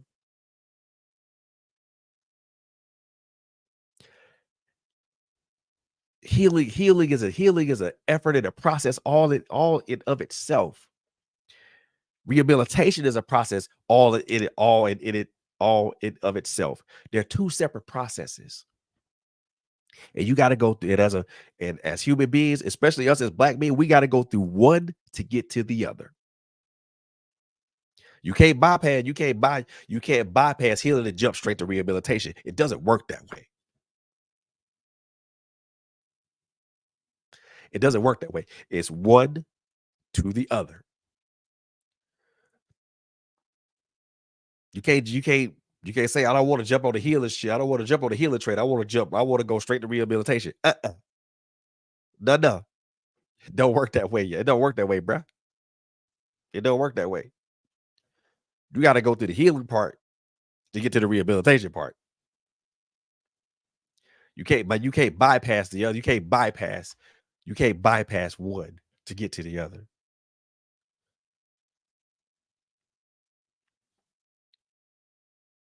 How you go give a young man or a young sister a young man or a young woman knowledge about the things of this world if you don't know shit.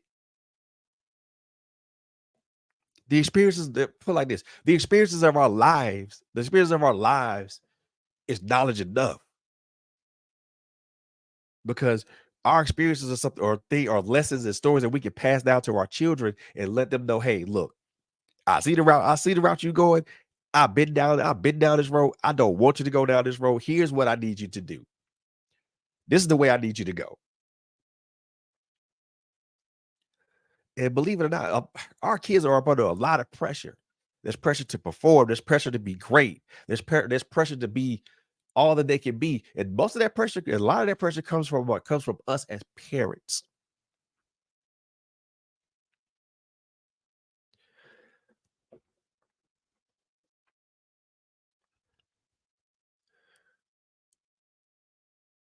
Hey, look, son. I know that you want to be great. I know that you want to perform. I know that you want to do what you gotta do to make me proud. And that's all well and good, son. But I need you to take time for yourself. I need you to pull away from this for a minute. And I need you to pull away from this for a minute and smell the roses, smell the flowers. Hey, daughter, I see that I see what you're doing. I know that you're out here trying to do the best you do everything that you can to try to make me feel happy, make me feel like I'm proud of you, baby. I'm proud of you regardless. We need to tell this to our sons and our daughters. Son, I'm proud of you regardless. Daughter, I'm proud of you regardless. Whether you achieve one thing, whether you achieve this thing or not, I'm proud of you. I'm proud of you regardless because you have the wherewithal to try. You had the wherewithal to do it and see what is and you had the wherewithal to do this and see it through to the end result, whether that's success or whether that's failure. We as look, we as men, black men, we look at failure as this humongous thing that's supposed to bring you down and make you feel bad and make you feel all this. And that's a natural emotion of failure. However, comma, failure, failure is the pathway to success. You gotta fail to succeed. You gotta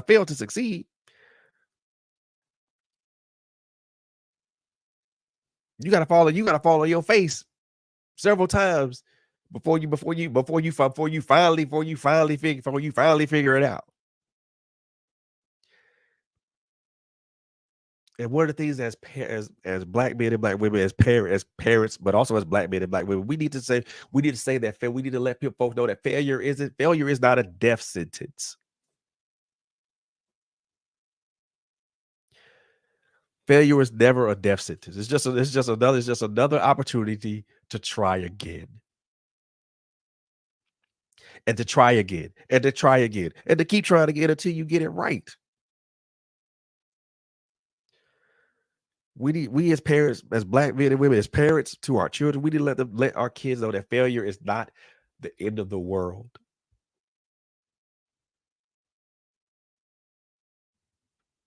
You tried, you failed. I'm gonna celebrate you anyway because you tried. I'm not gonna make you feel bad because you failed. I'm gonna celebrate you because you tried. Now, in the midst of our celebration, we're also gonna look back. We're also gonna look at analyze and see where you went wrong and make adjustments to where the next time that you make next time you make an attempt at trying, you'll succeed. And if you fail, then guess what? You'll learn the lesson in that and apply that lesson to the next attempt.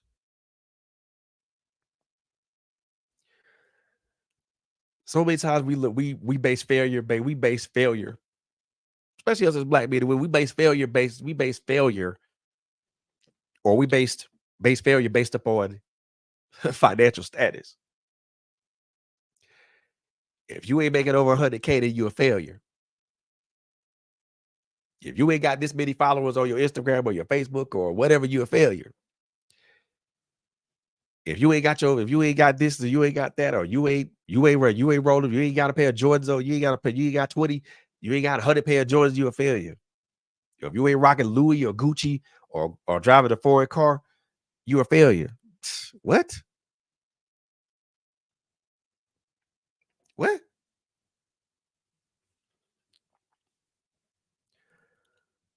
Who the hell who the hell said that that was the bar of success or failure? That may be the bar of success or failure to you, but to other people, that may not be it. That may not be the bar that they may not be the bar that they're even trying to get to.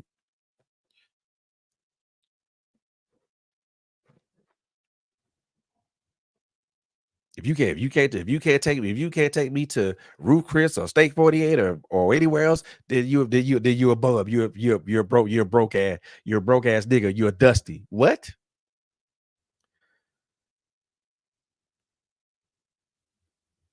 If you got what? Come on.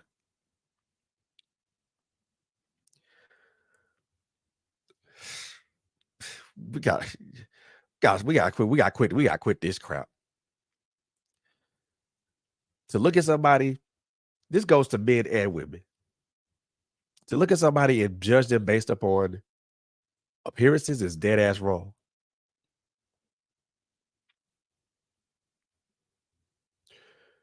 Just because a dude can't take you to Steak 48 or Roof Chris or Nobu or any other expensive restaurant, that does not mean they broke. They broke.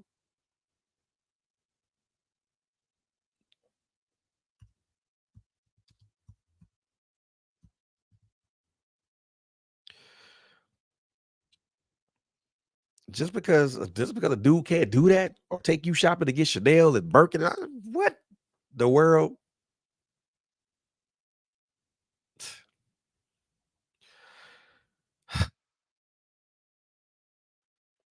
When did we judge people on the when did we judge people based on the content of their pockets and not on the content of their character? Brothers and sisters, I want to ask y'all that right now. That's the question. That's the question I'm gonna leave y'all with tonight. I want y'all to think about this I want y'all to think about this as you enter the new year. When did we start judging people based on the content of their pockets or their looks rather than the content of their character?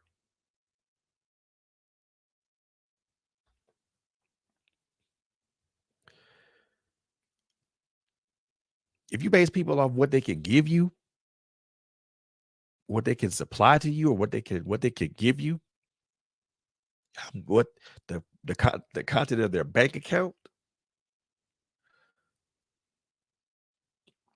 and you don't look at their character,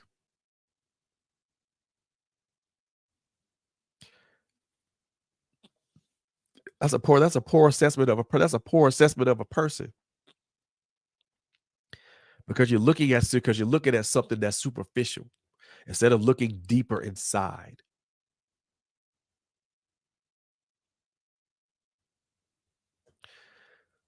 I'm gonna leave y'all with that. If you gotta judge if you're judging somebody based upon the content of their pockets or what they can give you, and you're not and you're if you're and you're not looking at them based on the content of their character,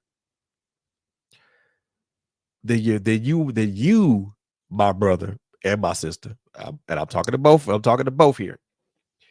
That you are a poor judge of people because what you looking at is superficial, and for you to refuse to take the time to see somebody on the inside, you do yourself and that person a grave injustice because you never know. You never know. Brothers, I want to leave y'all with this. I want to leave y'all with this. In the in this day, in this year, this coming year, and I won't be saying this. I'm saying this because I'm something I'm doing as well. This coming year, 2024, I want you to look deeper in yourself. I want you to look deeper within yourselves. I want you to get down to that little boy that dwells within you, and I want you to embrace that little boy.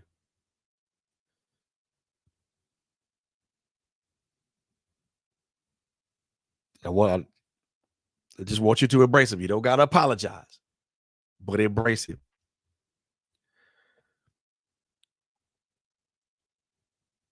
I want us to make a vow to be better,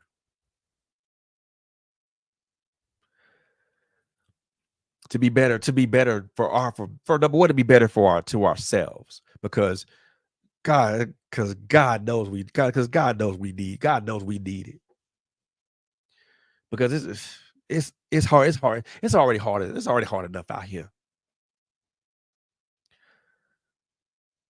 but we have to be better to ourselves first and foremost. We got to be able to heal ourselves and get to that next stage. We got to be able to heal us, be able to be healed and go to the and graduate to the rehabilitation stage.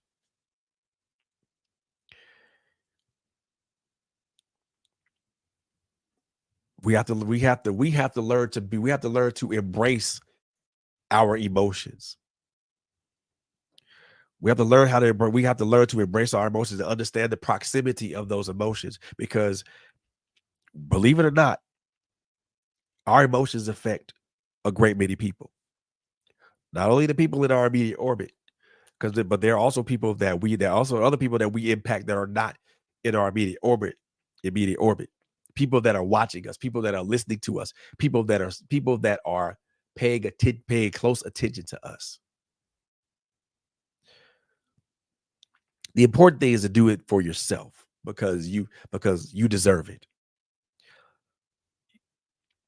We as men deserve to be healed and deserve to be whole, just like women do. And there's something very, very great about a man who is healed. Something very, very wonderful about a man who embraces his empathetic side and his sensitive side. Something very wonderful about that. Being able to have a man around you that's empathetic but also sensitive allows you as a woman to be able to tap into that. Tap into that in a good way, not a negative way. But it also allows him to be open with you and tell you about him.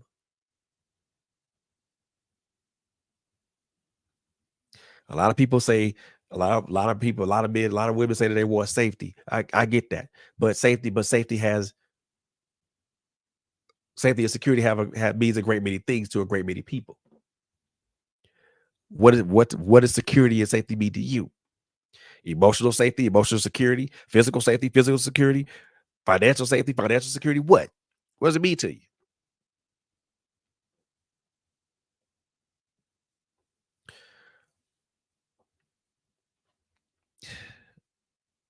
Ladies, I'm gonna say this, and then I'm gonna get up out of here. We as men, we have emotions just like you.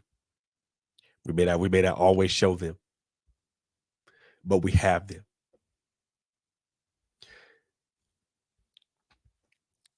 Our emotions are not always anger and despondency and desperation. A lot of us as men out here in these streets, and I'm one of them.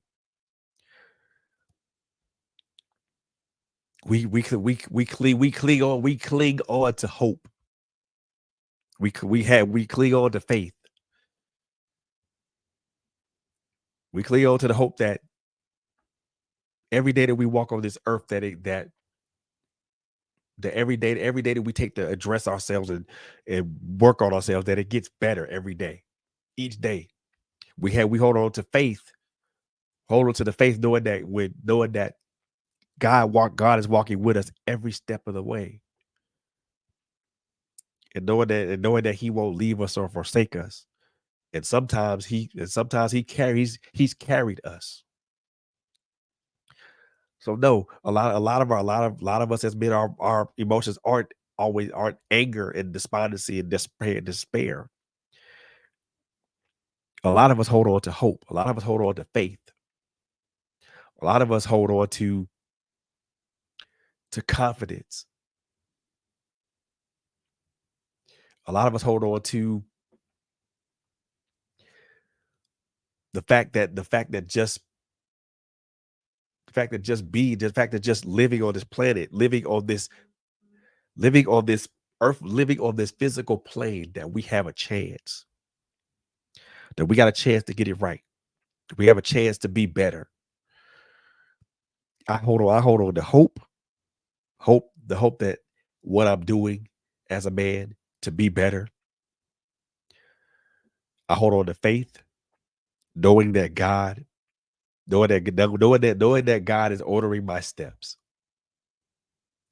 and that by me walking in faith, I know that I will get to my expected end. I will get to that I will get to that better person. And I have the confidence in knowing that I will be that better person. Gentlemen, I want you guys to hold on to this thing. I want y'all to hold on to that. I want y'all to hold on to that hope and that faith and that confidence. I want you guys to hold on to that because those are things that's going to get you through.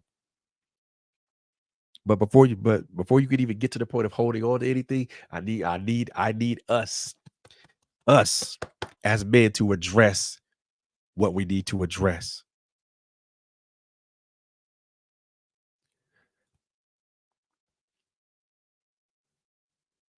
Shake that thing off you, bro. Shake that thing off you, bro. The other thing I want us to know, what my brothers to know is that this is a fight. This is a fight that you do not fight alone. You don't fight this fight alone. Get you some like-minded brothers. Some brothers, get you some like-minded brothers. Get yourself in front of a therapist. Therapy is not a bad thing, y'all. I promise you, therapy is good. Like my sis LSG says all the time, God and therapy make it biggie size. So yeah, get around some like-minded brothers. Sit down and sit down and talk it out. Talk things out. Talk things through. Solutions are found when collaboration exists. I promise you that. But most importantly, and I will leave y'all with this. I know I said this a couple more than one time, but I will leave y'all with this. The better you dwells inside of you.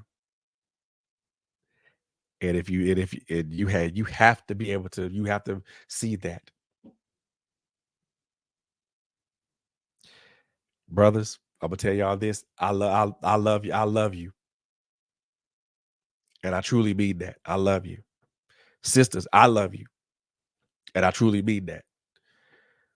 So I'm gonna get up out of here, but before I do, let me just throw some announcements out here right quick. Tune in tomorrow for LHG for Critical Conversations. She's gonna have a year end special episode. She's gonna talk about a whole bunch of stuff, break down the year of Critical Conversations.